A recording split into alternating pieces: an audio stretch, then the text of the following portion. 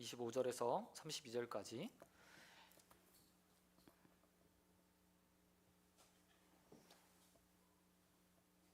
한 절씩 교독하도록 하겠습니다. 제가 먼저 읽겠습니다. 그런즉 거짓을 버리고 각각 그 이웃과 더불어 참된 것을 말하라. 이는 우리가 서로 지체가 됨이라. 분을 내어도 죄를 짓지 말며 해가 지도록 분을 품지 말고 마귀에게 틈을 주지 말라. 도둑질하는 자는 다시 도둑질하지 말고 돌이켜 가난한 자에게 구제할 수 있도록 자기 손으로 수고하여 선한 일을 하라. 무릇 더러운 말은 너희 입 밖에 내지 말고 오직 덕을 세우는데 소용되는 대로 선을 말하여 듣는 자에게 은혜를 끼치게 하라. 하나님의 성령을 근심하게 하지 말라. 그 안에서 너희가 구원의 날까지 인치심을 받았느니라. 너희는 모든 악독과 노함과 분냄과 떠드는 것과 비방하는 것을 모든 악의와 함께 버리고 서로 친절하게 하며 불쌍히 여기며 서로 용서하기를 하나님이 그리스도 안에서 너희를 용서하심과 같이 하라. 아멘. 예, 오늘 말씀 가지고 새 사람의 생활 방식, 새 사람의 생활 방식이라는 제목으로 말씀 같이 나누겠습니다. 우리는 지난 시간 바울의 말씀을 통해서 옛 사람을 버리고 벗어버리고 새 사람을 입으라라는 말의 권면을 들었습니다. 바울은 그리고 나서 오늘 본문을 통해서 새 사람이 어떻게 살아야 되는가에 대해서 오늘 본문에서 바울은 성도들에게 5가지 삶의 방식에 대해서 이야기하고 있습니다. 가장 먼저 사도 바울은 25절에서 새 사람을 입은 성도들이 거짓말을 버리고 진실하게 말하는 사람이 되어야 한다라고 이야기합니다. 25절에 바울은 이렇게 말하고 있습니다.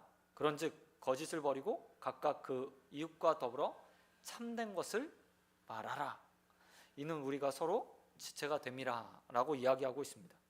사도 바울이 가장 먼저 이야기하는 것은 말에 대해서입니다.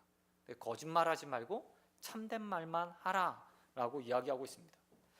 성도가 일상에서 친교하고 교제하고 사람을 사귀고 또 일상생활을 하면서 말로 인해서 그 가운데 죄를 짓는 부분들이나 또 다른 사람의 마음을 상하게 하거나 또 세워주지 못하는 것들을 다 생각하면서 가장 사람이 쉽게 범할 수 있는 죄 그리고 범할 수 있는 잘못에 대해서 사도 바울은 이야기하며 거짓이 없는 사람 대신에 진실된 말을 행하는 사람이 되라고 이야기하고 있습니다.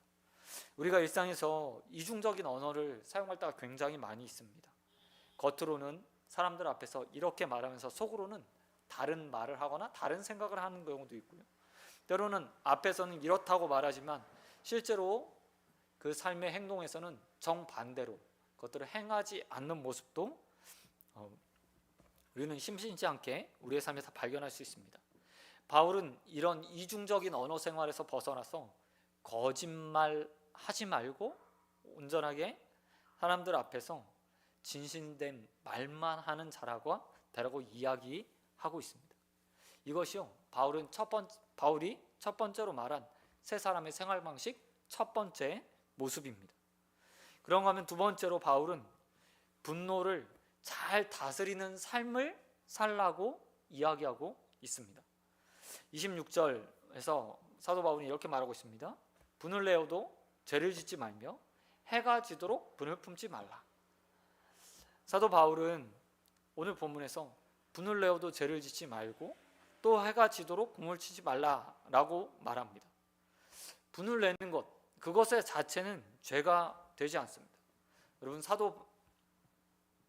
예수님도 그 일생에서 여러 번 분을 내는 모습들을 우리가 성경에서 볼 수 있습니다. 특별히 예수님이 성전에 들어가셔서 돈 바꾸는 사람들과 재물 파는 사람들로 인해서 기도하는 집을 장사의 소굴로 만들어 버림으로 해서 분을 내셨던 것을 볼 수 있습니다. 이처럼 사도 바울은 분 내는 것에 대해서 화를 내는 것에 대해서 어떤 잘못된 것에서 의기를 내는 것에 대해서 잘못됐다고 표현하지 않습니다. 그러나 사도 바울은 이렇게 말하고 있죠. 분이 죄가 되지 않도록 해라. 죄가 되지도 않도록 해라. 뿐만 아니라 그것이 해가 지도록 품지 말아야 한다라고 이야기합니다. 이 말은 다르게 표현하면 이렇게 표현할 수 있을 것 같습니다. 매일매일 분노의 감정들을 그날로, 매일매일 그날 처리하라 라고 표현하면 딱 좋을 것 같습니다. 바울은 그렇게 분노의 감정을 매일매일 처리하는 사람이 되어야 된다고 이야기합니다. 내일로 미뤄서는 안 된다고 이야기하죠. 악을 보면서 분을 냈던 것, 그것이 오늘로 끝나야 되고, 또 그 분으로 인해서 죄가 되지 않는 분을 바라야 되고, 하루가 끝나기 전에 그 분이 다 마음속에서 다스리시고 사라져야 된다고 이야기합니다. 사도 바울이 왜 이렇게 이야기할까요? 그것은 분을 품고 있는 마음, 그 마음으로 인해서 27절에 말하는 것처럼 사단이 그 마음의 틈을 타서 들어오는 통로, 죄가 들어오는 통로로 사단이 사용하기 때문이라고 이야기하고 있습니다. 그런데 이게 얼마나 어려운 일인지 우리는 잘 알고 있죠. 어떻게 감정이 상하게 되는 것을 그날 해소하고 해가 지기 전에 처리할 수 있습니까? 우리는 며칠씩, 때로는 몇 날씩, 더 길게도 끊임없이 우리의 감정들을 주체하지 못한 채 어떤 사람들 악의로 대거나 분으로 대하는 것이 있습니다. 사도 바울이 이렇게 말해요. 그것이 너의 죄의 통로, 사단이 들어오는 통로가 될 수 있다. 그러니 매일매일 해가 지기 전에 그 분에 대해서 해소해야 된다라고 말합니다. 사랑하는 성도님은 결코 쉬운 일은 아니지만 바울의 권면을 받아 어떤 분이라도 하루를 넘기 전에 지속하지 않는, 그리고 그것들을 해소할 수 있는 저와 여러분 되시길 우리 주님 예수 그리스도의 이름으로 축원드립니다. 그런가 하면 세 번째로 사도 바울은 나누는 삶을 살라고 말합니다. 바울은 성도가 이 땅에 살아가면서 가난한 자들을 살피고 나누는 삶을 살아야 된다고 이야기하고 있습니다. 이런 바울의 말은요, 율법에도 명시되어 있습니다. 구약의 율법에 보면 고아나 과부, 나그네 된 자들에게 선대할 것을 분명하게 요구하고 있습니다. 이런 구약의 가르침에 따라서 예루살렘 교회도, 초대교회도요, 이 나눔을 실천했습니다.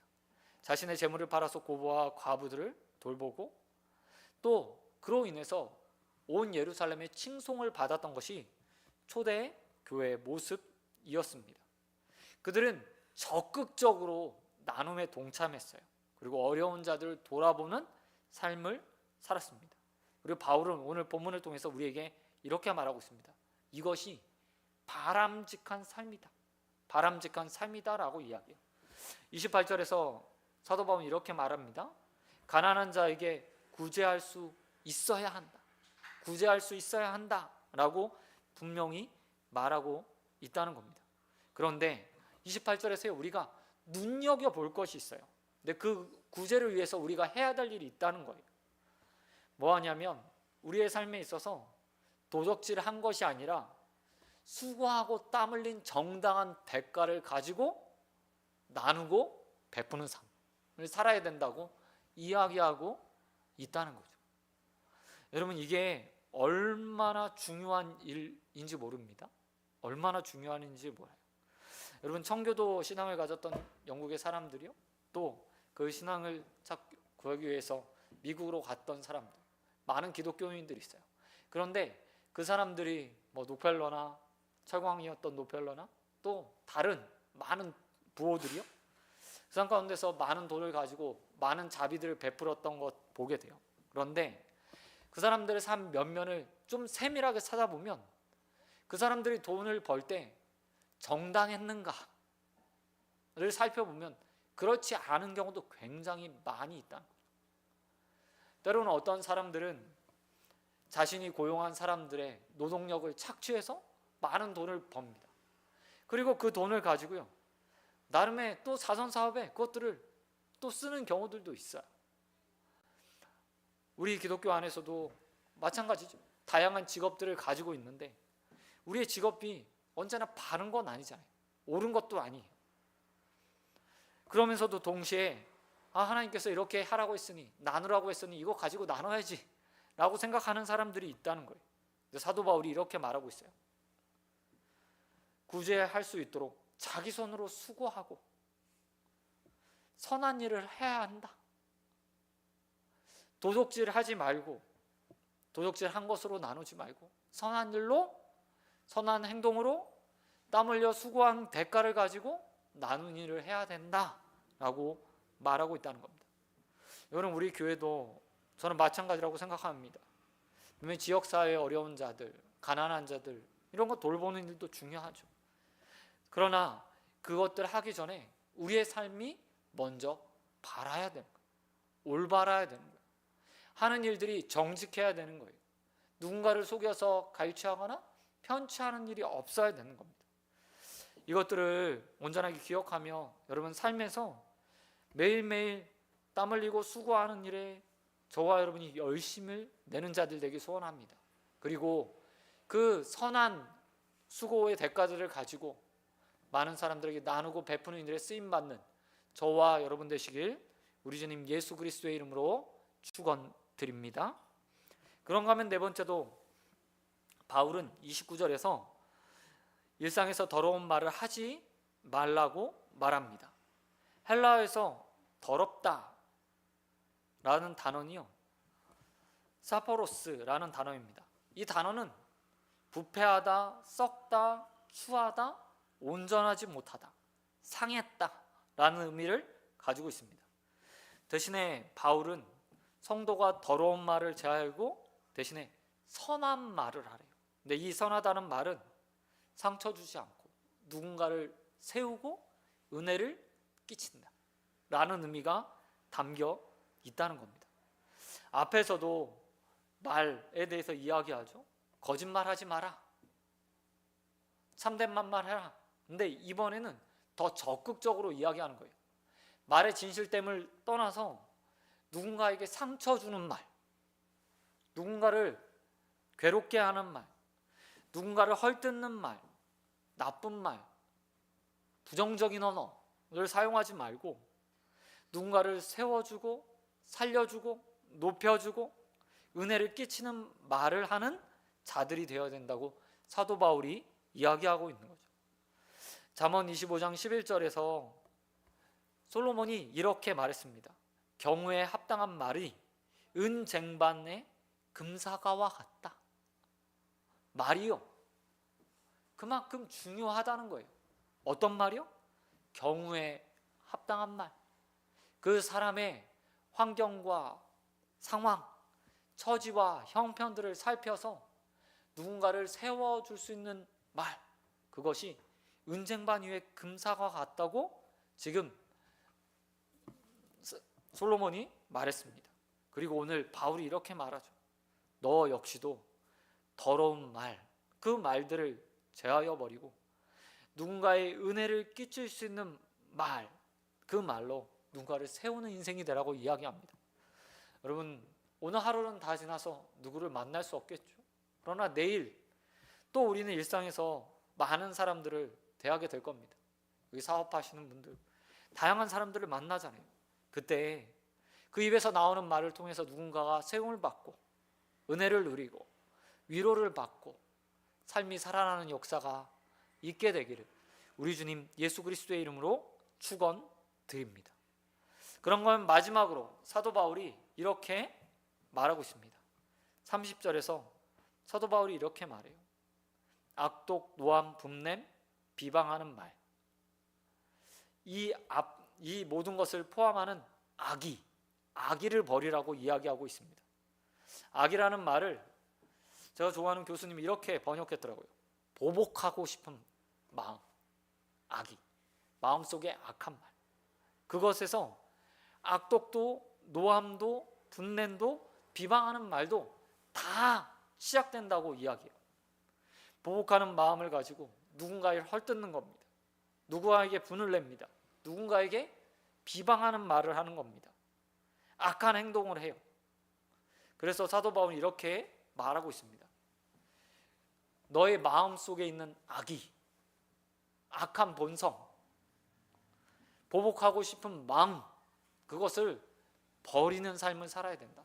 그래야 그 마음이 행동으로 나타나 악독도, 노함도, 분냄도, 비방하는 말도 사라질 수 있다라고 이야기하고 있어요. 이게 얼마나 무서운 일인지 모릅니다.